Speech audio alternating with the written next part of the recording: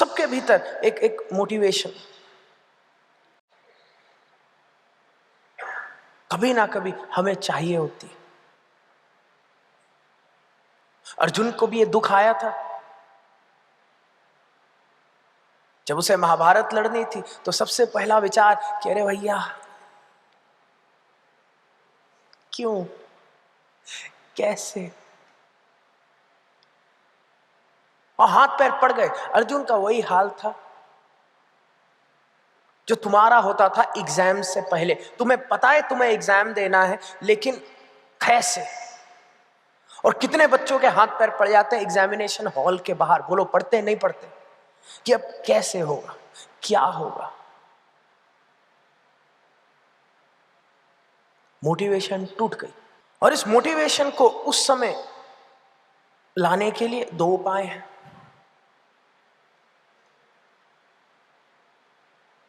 एक है कि गुरु एक्सटर्नल हो जाए, जैसे भगवान राम के लिए वशिष्ठ एक्सटर्नल मोटिवेटिंग फैक्टर हुए, अर्जुन के लिए कृष्ण एक्सटर्नल मोटिवेटिंग फैक्टर बने। और एक इनिशियल पुश हमें मिले, एक धक्का स्टार्ट। लेकिन उस धक्का स्टार्ट के बाद भी एक प्रकृति की नियति है। और नियति क्या है? उत्पत्ति, स्थिति, संहार और फिर निर्वाण। उत्पत्ति का मतलब क्या है? कुछ क्रिएशन हुई, कुछ गुरु ने धक्का स्टार्ट किया, हम मोटिवेट हुए, कुछ हुआ। तुम शिविर में जब बैठोगे ना मेरे साथ, कुछ होगा, तुम्हें भी धक्का स्टार्ट मिलेगा। तुम्हें देखना, ऐसे ऐसे धक्के मारूंगा ना तुम,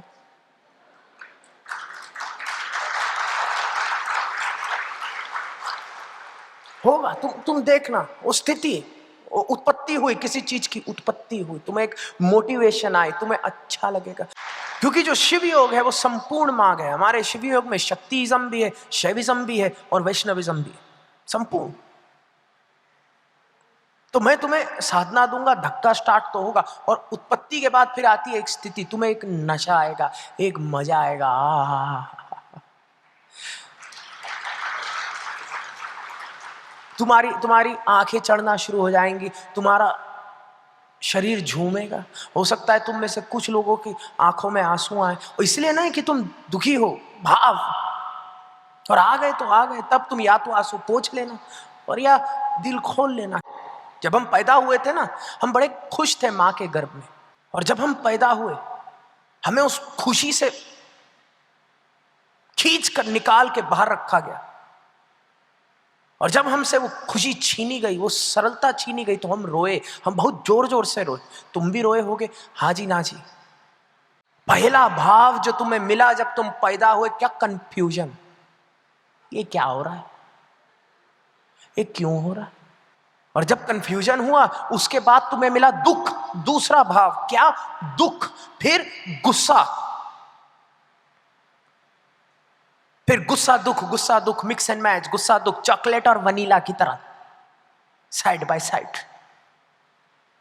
और जब तुम जोर जोर से रो रहे थे, तुम्हें पता ही नहीं कि अब क्या करें, कैसे बाहर निकलें, किसी चिकित्सक ने तुम्हें मां की गोद में डाल दिया। और जब तुम्हें मां की गोद में डाला, तुम्हें अच्छा लगा और तुमने समर्पण किया। और जब तुमने समर्पण किया, तुम्हें मिली शांति, बहुत गहरी शांति। तो पहला जो तुमने प्रॉब्लम सॉल्व की अपने जीवन में, तुमने किस चीज से की? समर्पण। तुमने देखा कि भैया हमें कुछ नहीं करना, अपनी अम्मा के पास जाना है, हाथ पैर डाल देने, पूर्ण समर्पण, और वो कर देगी, ठीक कर ही डालेगी। और तुमने इस चीज को सीख लिया, तुम्हारे अंतर्मन में ये चीज बैठी। फिर धीरे धीरे बड़े हुए, जब तक अम्मा को समर्पण कर रहे थे, ठीक है, जिंदगी अच्छी चल रही थी। फिर ऑप्शन बढ़ने शुरू हुए, तो तुमने कहा एक दो और लोगों को समर्पण करके देख लेते। It is a simple psychological cycle that whenever we get unpleasant feelings, we go to some form of behavior as a respite. फिर लोगों पे नहीं, फिर तुमने व्यवहारों को समर्पण करना शुरू किया। कोई बच्चे ने खेल को समर्पण कर दिया कि भैया अभी अनप्लेजेंट फीलिंग आ रही है, मैं खेल में चले आता हूं। कोई पढ़ाई में चला गया। और तुमने देखे होंगे किताबी कीड़े कि कुछ भी नहीं तो पढ़ाई को समर्पण कर दो। फिर थोड़े और बड़े हुए, ऑप्शंस बढ़े, तो तुमने कहा रिलेशनशिप ट्राई करते हैं।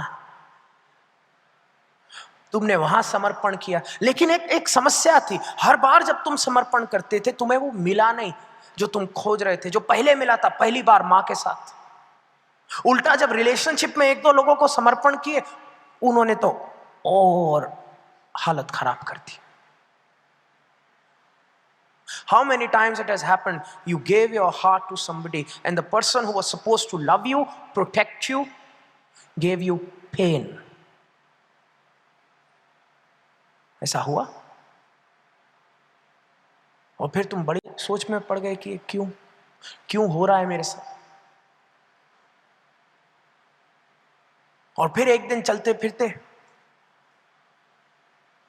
थोड़ी बुरी आदतें दिखी और तुमने देखा दुनिया उनको समर्पण किए बैठी है। किसी ने बोतल को समर्पण कर दिया।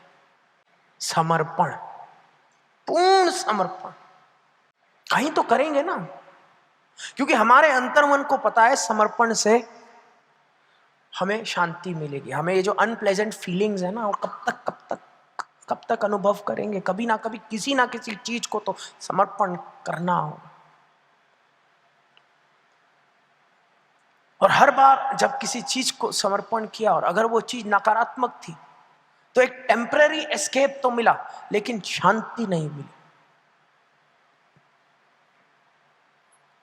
और फिर एक दिन तुम्हारे जीवन में गुरु आ गए, तुम्हें देख के मुस्कुराए। अब तुम भी दूध के जले छाछ भी फूंक कर पी रहे हो, तो गुरु ने कहा I love you, I accept you, मैं तुम्हें प्रेम करता हूं, स्वीकार करता हूं।